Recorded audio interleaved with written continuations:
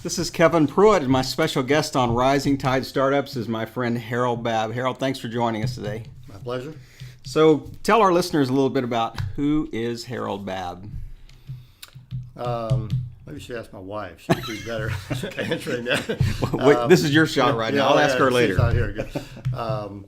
I grew up in Virginia, down in the Virginia Beach area. We call it Tidewater area. That's where I went to high school, went to college, University of Richmond here, outside of town. And then completed other degrees. So, God sort of led the process of what am I going to do, what am I going to be, and I really never had any ambitions, effectively to become what I became. So I am one of those that would clearly say, God opened and closed doors all the way through, because I really didn't know what I was planning to do, even after each degree. Ended up being a college professor, as it turns out. My undergraduate degree was in accounting. My master's degree was in finance, and then my PhD was in marketing. So I'm one of those well-rounded, unusual financial marketer kind of a guy. Right. And then came back and started teaching at the University of Richmond and spent 38 years there as a professor in marketing, international marketing strategy, planning. As I got towards the end of that part of my career, literally all of my classes I titled The Business of Business. Okay. Trying to teach people how to be a business person. Right. That's what we did in the School of Business. Right. We had the functional areas of accounting, finance, economics, management, whatever. But if you're going to be in business, you have to know a little bit about all of those. And you have to be able to pull it all together. So really the entrepreneurial kinds of things that I did showed me that it wasn't about marketing, or it wasn't about accounting or finance. It was about all those things. So if you were going to start something, you didn't have some kind of knowledge and thought about that somehow. So that's kind of where I ended up. But early on in my career, which is not unusual for business professors, I started consulting. Right. I was really blessed to have some phenomenal consulting engagements where I learned a whole lot more than I gave. It's the kind of thing where you think you ought to go back and give them their money back, But really, honorary degree. Honorary degree. There you go. Really enjoyed it. Learned a lot from it. But when you're consulting, you study, you try to figure out what's the appropriate process for someone to make some change in an area that they need change in, and then you write your report and you sort of walk away. You're not part of the applications part of it, implementation. And that left a pretty big hole. I'm doing this, but I don't see it come to fruition. Right. I don't see the changes necessary to really make it work. So I thought, I think I want to do my own thing. Want to get in the full process. Yeah, and really have to, be responsible for opening the front door, making payroll. And that's what business is all about. So that started, I guess, when I was 32 years old. So what was the first business that you decided, I want to have the key? Freestanding medical center. What we call doc in a box. Like a days. Patient first type thing, or okay. Yeah, they're all over the country now. Right. When we started that, there was nothing here in Virginia, like that. We had emergency centers. Right. But you didn't, they were 24/7. If you didn't have a primary care physician, you went to the ER. A lot of people didn't have primary care physicians anyhow, so they went to the ER for everything else because there weren't no other options. Worked with a doctor in Memphis, Tennessee to help set up something like that for him there. It's just in a consulting thing. When that happened, I said, let me see what we're doing might be able to do Richmond. that here. That's right. So I looked at Richmond and there was nothing. I looked all around to try to get some data about it. They really didn't have those kind of units around. So myself and another individual thought about it and said, I think we can do that. And people say, well, how did you know what to do? You knew nothing about medicine. That would be absolutely true. But you knew business. Yeah. And I think in every business startup, there are certain questions that need to be answered. And you realize quickly it's not about you. It's about the good people that you bring along with you. And it's okay when you list out the questions of what do you need to do possibly to be successful, then you look at those questions and say, okay, where do I have the skill set, intellectual capacity, whatever, financial capacity to answer these questions? And there are going to be gaps. Right. So the next question is, how do you fill the gaps? Right. That's with other people, cost, whatever. if you can answer all those questions, knowing you're filling the gaps in where you're, deficient, you might have an opportunity, because you first look and say, is there a need for it? And if there is, and you can communicate it, and you can let people know what's available, and you can produce for them what they need at a rate that they can afford to pay, you got a chance to be successful.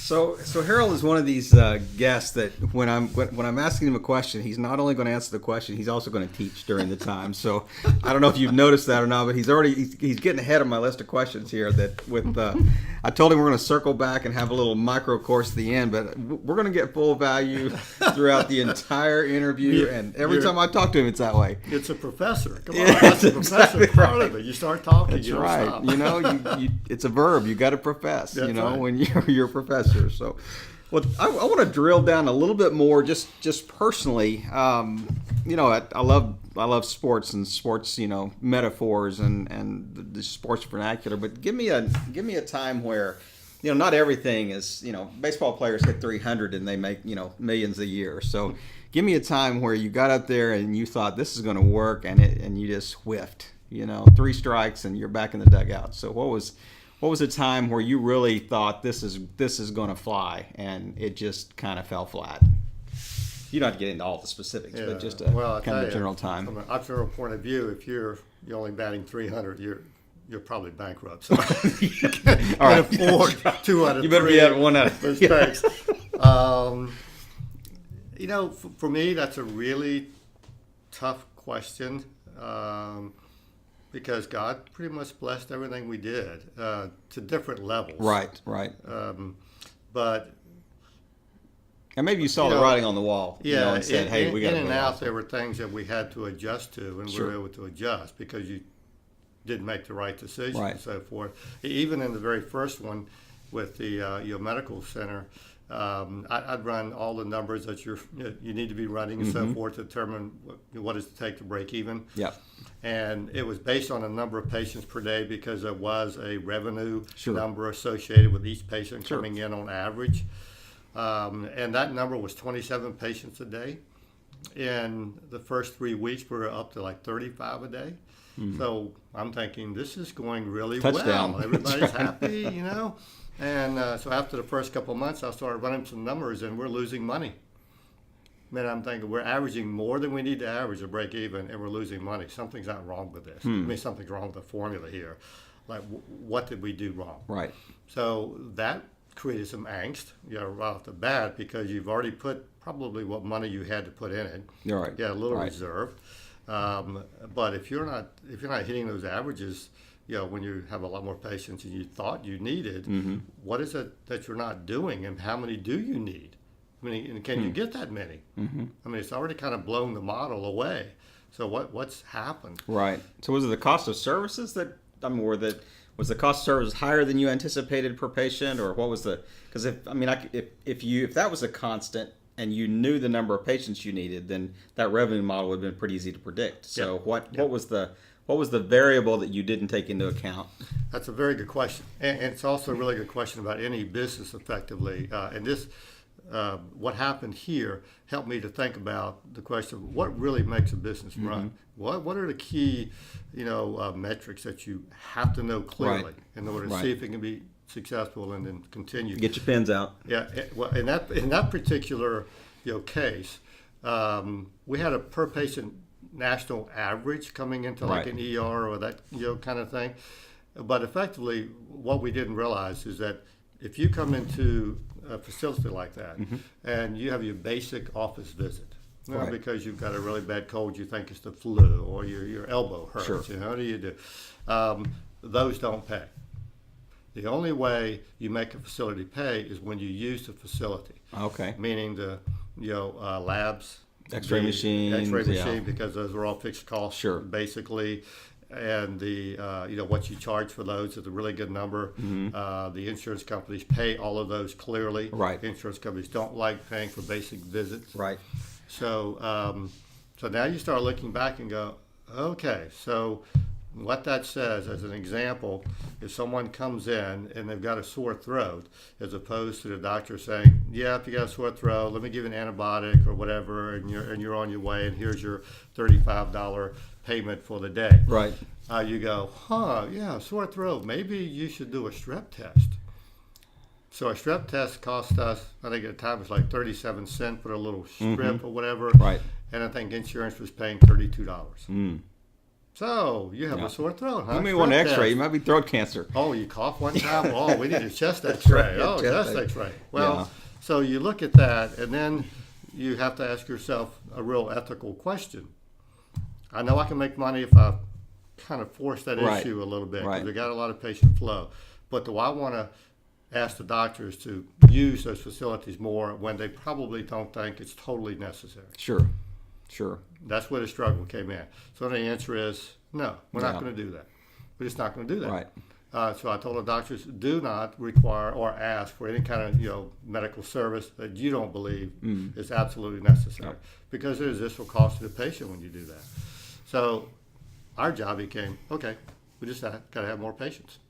Now that's obviously a big argument with, socialized medical care and things like that, is that, one of the reasons that medical care was so expensive is because doctors, from a financial standpoint, were asking for tests and things like that weren't required, but then insurance companies were fighting that. So, it was a constant battle with two revenue driven models that were almost competing with each other, which is an interesting, dichotomy. But what you had was both of them had their models. They knew how to run the numbers to see what they could make. And insurance companies effectively, when you would send a particular charge in, they would discount that. Right. And so you'd ask, why are you discounting my charge? That's what it is. And the bottom line was, well, we know some things are coming in that are necessary, and we have to be ready to account for that. So we're going to discount all this. So the question was, well, if I need $30 for this, and you're going to give me 23, their answer without saying it was, I need to charge 37 so I can get my 30. Right.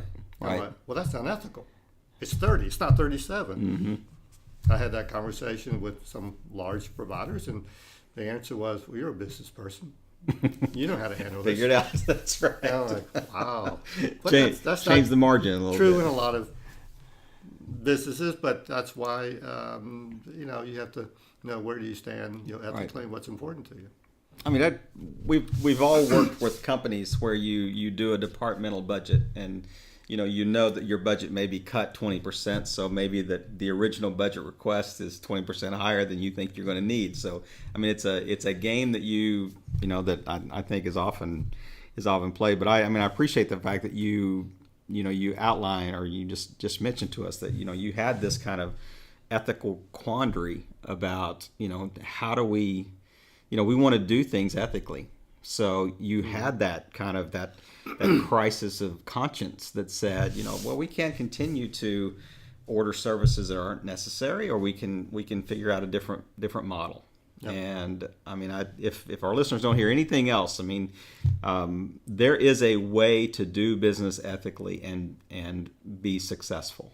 There is, or to make a decision that I am not going to do business this way. Right. So I'm not going to do this business. Right. Yeah, that's good. That's a good point. And you will, that's just my opinion.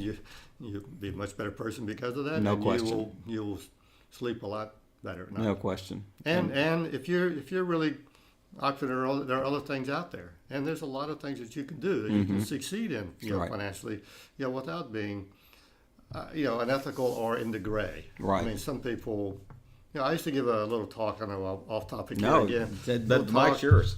Because it bothered me, the ethics, kind of thing a little bit, and obviously when you're in businesses, there's a lot of legal aspects to any kind of business, so you're always dealing with lawyers. And I used to hear from a lot of people, well, Harold, it's legal. And I thought, yeah, but it's not ethical. You don't want somebody to treat you that way, even though it's legal. Right. So I did, talk, for a while on, it might be legal, but it's not ethical. So which way do you want to go with this? And how do you want to be treated?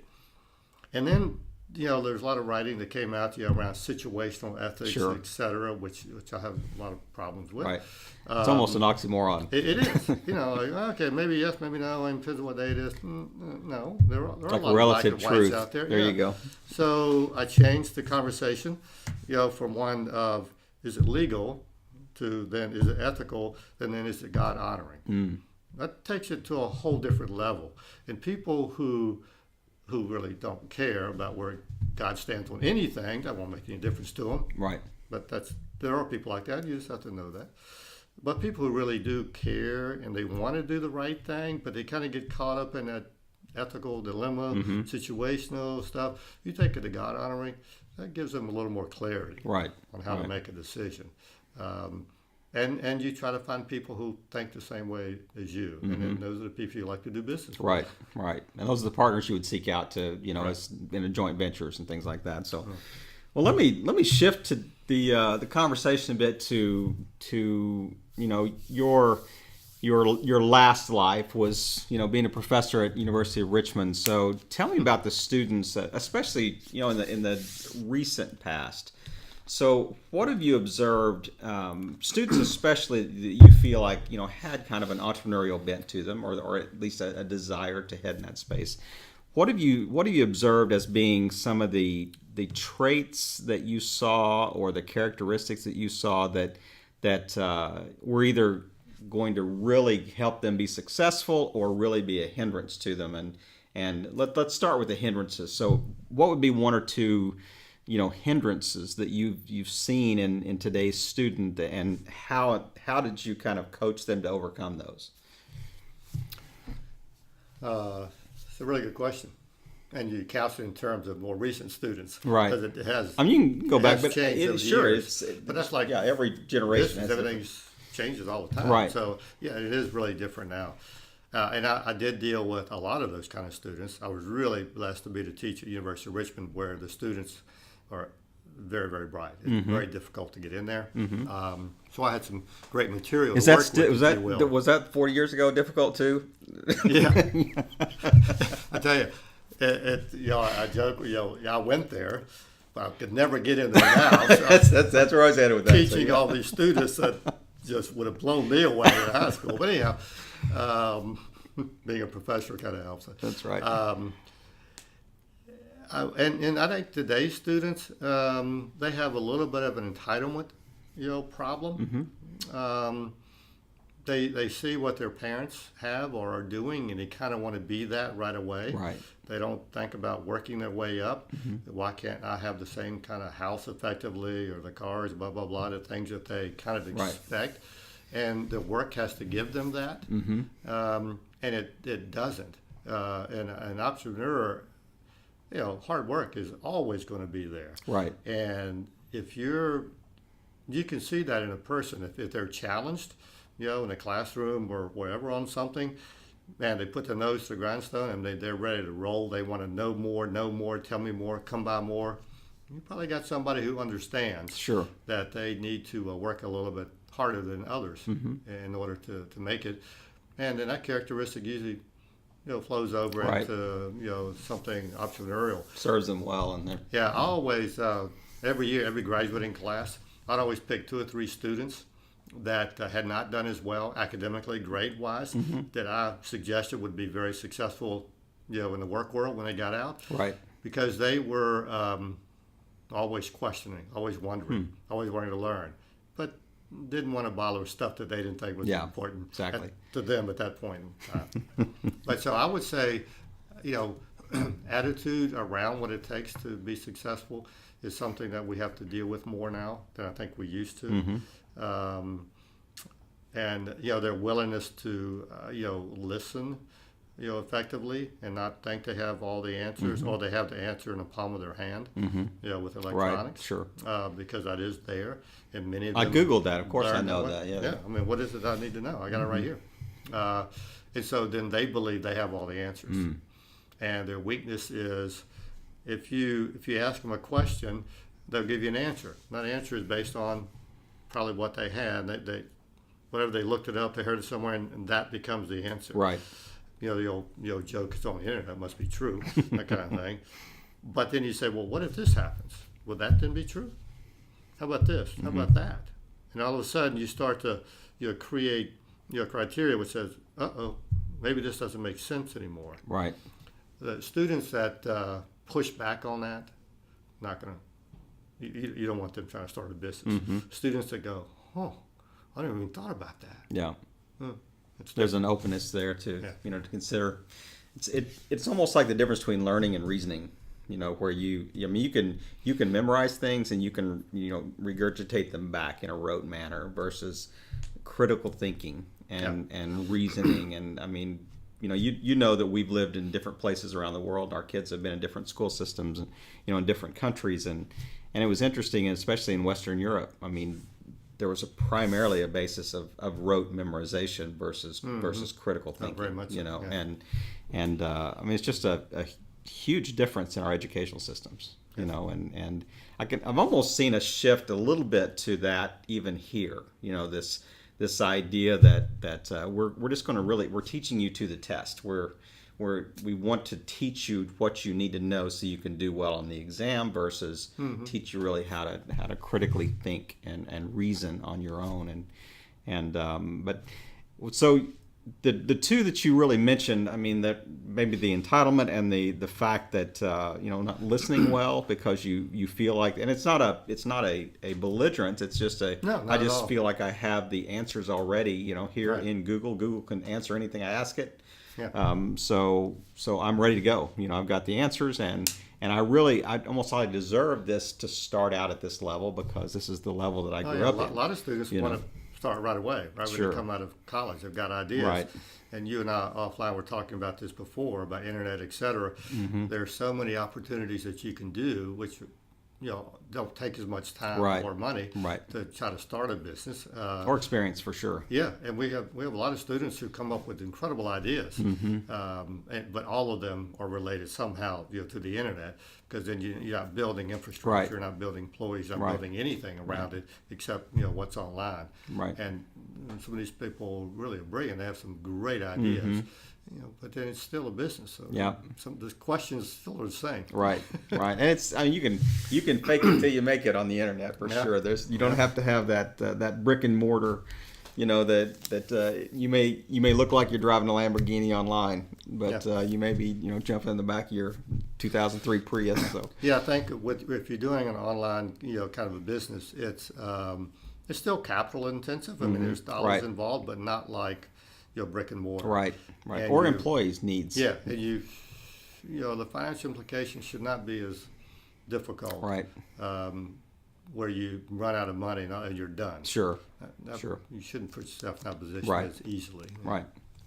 So let me shift a little bit here to offline. We were I was asking this question and I mean I noticed you kind of looked up and thought through this, but if somebody was starting something today, or they were interested in getting into this space, so what would be 2 or 3 really foundational principles that they really have to know? That I mean, if you were mentoring them into starting a business, I mean, how finding that thing that they're passionate about, that intersection, there's a Japanese word called ikigai, which means kind of your purpose, your life purpose for what does it mean when my skill set and opportunity intersect, with and an ability to make money. So how would you kind of walk a listener through this process in the next couple of minutes? I mean, what are 2 or 3 things that you would say to that listener that says, here I'm really interested in this. I really don't even know where to start, but I feel like I have those characteristics. So interested in being an entrepreneur, business owner, yeah. Primarily in the online space, but just thinking through without an idea. Without an idea, let's start with that one. Right. Yeah. First question I would ask is, why do you want to do this? Mm-hmm. Explain to me. What is it about it that makes you think you can do it or want to do it? Because that want to is really important, because oftentimes what you are looking to do will not translate into that. Right. If that's the case, then you probably should move forward. And I will tell you, I spend more time counseling people out of becoming entrepreneurs than into. Right. Because it's very time consuming. It can be costly. It can influence your families, your social life, everything. And if those things are going to happen, you need to believe you can make it. And in my counseling other people, I want to believe they can make it. And if I don't feel that way, I'm very quick to let them know how I feel. I mean, I've Yep. had grown men leave my office crying Mm-hmm. because I sort of burst their bubble. They thought I got it. But they've got to appreciate it don't. later when they realize that this is You probably never know. yeah. Some of them go and I hear later they lost a lot of money, but Yeah. whatever the case might be. So, the why around it is really, really important. Mm-hmm. And then, I would ask questions like, well, what are you skilled at? What do you do well? Right. What is it that you bring to the table? That's always the question. What do you bring to the table? Mm-hmm. Well, if you're starting the table, Yep. then you didn't know what's at the table already. Right. Because then when you start thinking about starting something, whether it's online Mm-hmm. or otherwise, you can figure out what is it that I do not know that I need to somehow get from someone else or whatever, and then can I pay for that? Because that's a big part of the whole process. If you go into, and I tell people, if you go into starting a business and you haven't asked all the appropriate questions, Mm-hmm. there are going to be pitfalls. Yep. And there are going to be some of those anyhow. Right. But now the question is, can you afford the pitfalls? Right.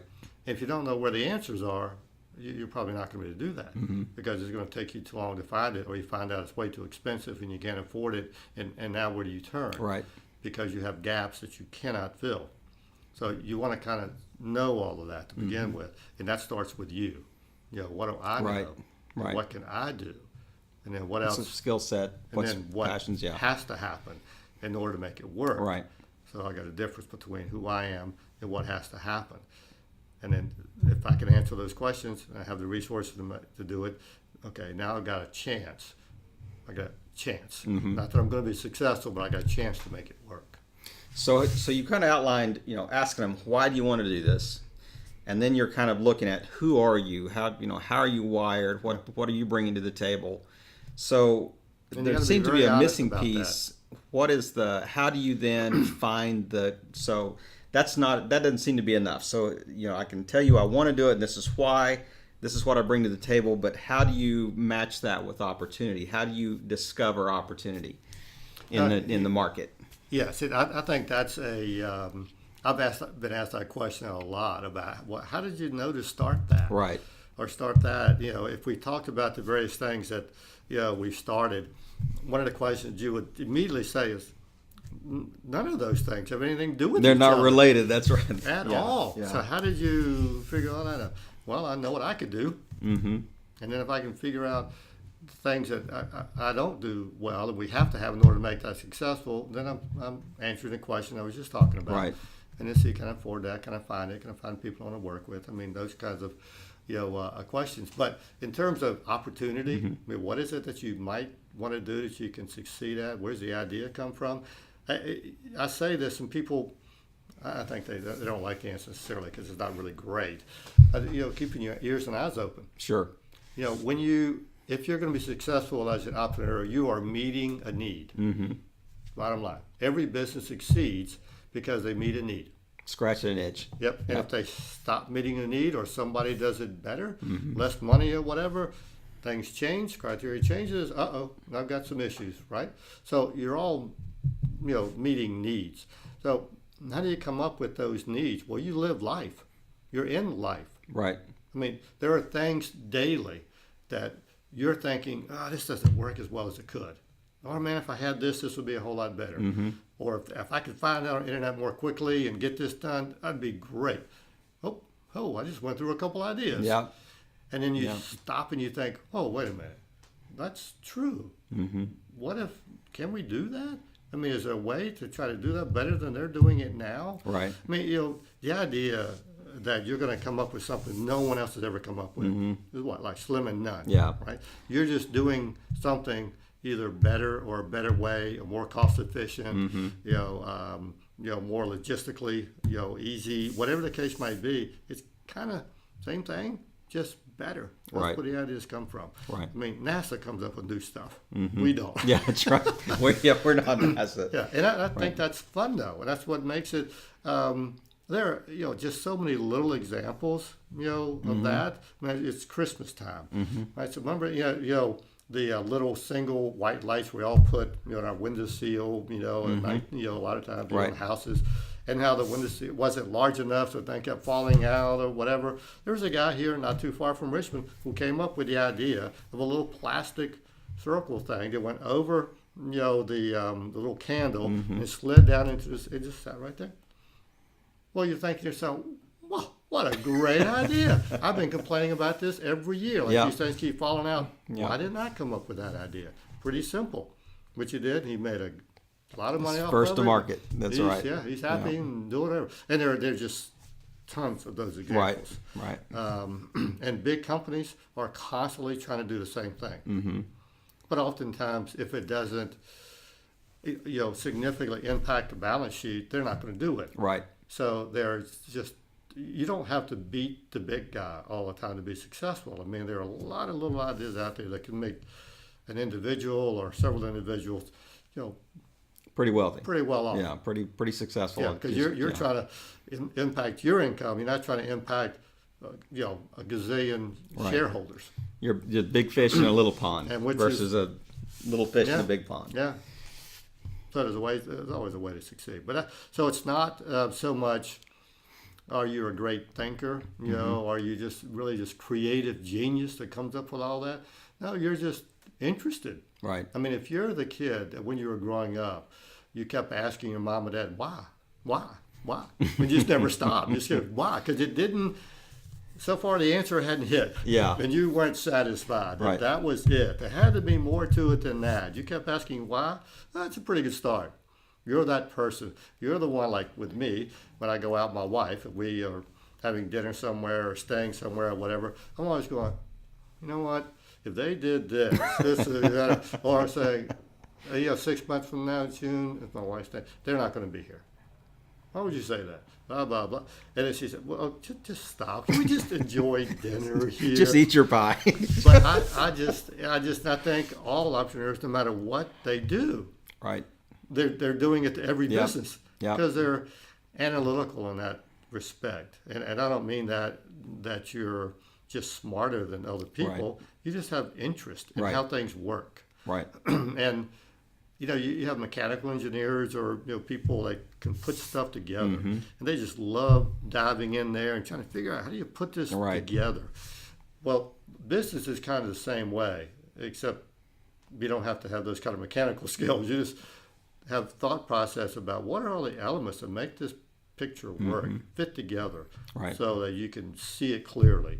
Well, what are those things? And you're always thinking about it, and so you actually never stop.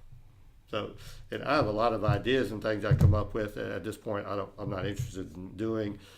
I'll tell somebody else or ask somebody or whatever. It's constantly doing. So that's the gears really, are always turning. Yeah, I mean, I think that's true. I think most entrepreneurs would tell you that that they're just always thinking. Right. What becomes difficult is when you get involved in something, and it is so 24/7 on your mind. Which is one of the downsides of being an entrepreneur. You really never get away from it. So you got to be prepared for that and try to manage that well with your family, et cetera. But when you get so ingrained that you see yourself no longer thinking the way you used to think, you have a problem. Yep. Because now you're very narrow-minded. You're too narrow within your own company so that you're not as valuable to what you started as you were when you started it. I ran into that. Where I said, I'm now worried too much about day to day, and that's not what I'm good at. So I had to figure out a way to hire somebody else to take care of that, so I could do what I was more skilled or gifted at. Well, guys, I hope you've had a pen and paper handy. If not, hit the rewind button and go back and listen to this.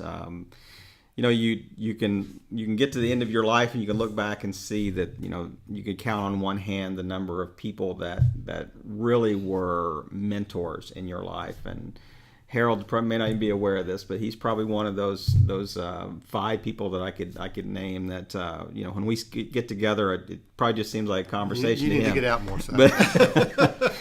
Right, it seems like a conversation, but it really is. There's just wisdom when he talks, and I tend to really listen well when we get to spend time together. And Harold, I just really appreciate your time today and just coming on and adding some wisdom to the Rising Tide family. And is there anything that I haven't asked you about that you just want to wrap up with today before we close it out? Oh my! Open How mic. much longer do we have now? I would just say to anybody who really is considering, doing something on their own, it really is rewarding. You feel really good about what you're doing. You embrace the challenge, Right. and that is important. But you also know and have to recognize the downsides associated with it, and be willing to deal with that. And I think God's given us, helps us prioritize what our Right. life should look like. And when you, as you know, rising up in any organization, as you become more and more into the management aspect of it, you now have greater responsibilities down here because you have so many people that you're responsible for. So like flipping the pyramid, Right. kind of a Exactly. thing. And when you go off and start your own business effectively, that thing really gets heavy because now you're hiring people that you're responsible for their Right. lives. Right. You're responsible for their families And their livelihoods. incomes. Yeah, that's right. Exactly. So it's to be taken very seriously, but at the same time it's fun. I mean, it's competition. Yep. If you like competition, then you're probably going to like it. Yeah. Well, Harold, thank you so much for taking the time today and just sharing some of your wisdom with us and just coming on. And it's I could talk to you all day about this, but Yeah, I appreciate we do it. want to limit it to our we kind of have a window that is an effective window on interviews. But Harold, thank you for just speaking into the lives of our listeners and just playing your part in helping all boats rise in a rising tide. Harold, thanks My again. pleasure. Appreciate it. Thanks for having me.